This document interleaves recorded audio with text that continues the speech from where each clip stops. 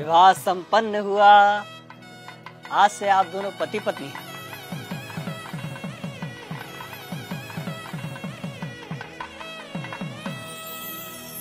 भाई साहब, पंडित जी को भी दक्षिणा देके निपटाओ बस।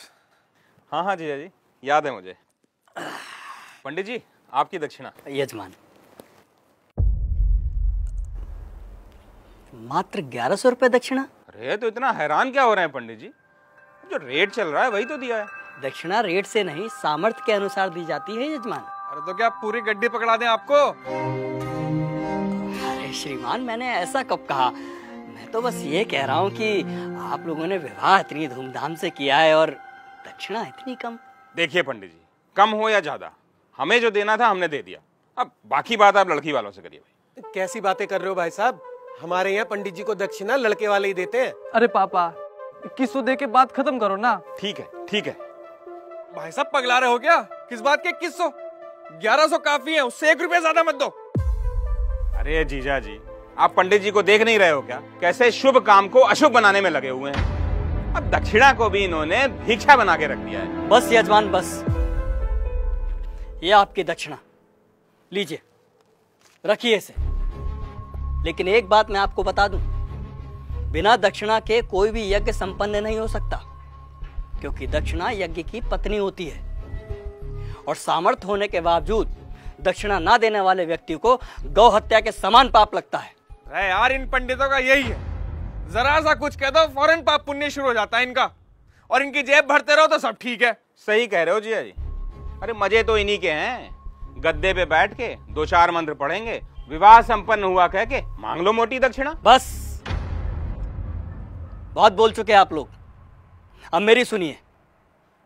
अरे आप जैसे व्यक्ति लाखों करोड़ों रुपए विवाह के खान पान, गहनों, महंगी गाड़ियों, आतिशबाजी और बैंड बाजों में खर्च कर देते हैं, लेकिन जब समय आता है पंडित जी को दक्षिणा देने का, तब आपके हाथ रुक जाते हैं, मानो पंडित ने दक्षिणा नहीं आपसे आपकी संपत्ति मांग ली हो।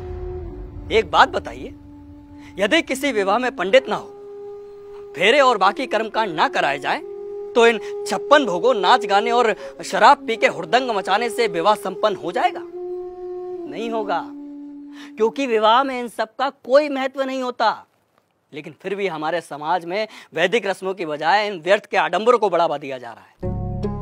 विवाह में फला बैंड आएगा, मेगा फार्म हाउस होगा, विवाह में आने वाले बारातियों को क्या और कितना शगुन देना है, इसकी तैयारी महीनों पहले शुरू हो जाती है। और मंडप में अगर पंडित सुपारी मांग ले तो आप कहते हैं कि अरे पंडित जी भूल गए। क्या यही तरीका होता है विवाह का? और आप क्या कह रहे थे प्रकाश जी कि पंडित का काम ही क्या होता है? आराम से बैठ के 4 मंत्र पढ़ देना और दक्षिणा के लिए हाथ फैला देना। तो श्रीमान सुनिए, विवाह गुड्डे गुड़ियों का खेल नहीं होता, 7 जन्मों का अटूट बंधन है, जिसमें पंडित मंत्रोच्चारण करके देवताओं का आह्वान करता है और वर वधू को परिणय सूत्र में बांधता है। इसलिए पंडित और उनके द्वारा किए गए कार्यों की कुछ तो मर्यादा रखिए। उन्हें दक्षिणा भीख समझकर नहीं, आपको जीवन की सबसे बड़ी खुशी देने के लिए दीजिए। पापा, कब होगी विदाई? वो बाहर BMW वाला नखरे दिखा रहा है, कह रहा 2 घंटे लेट हो गए, 50,000 रुपए मांग रहा है।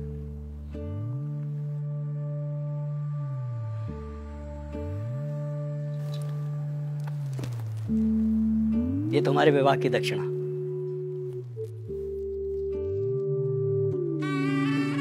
खुश रहो।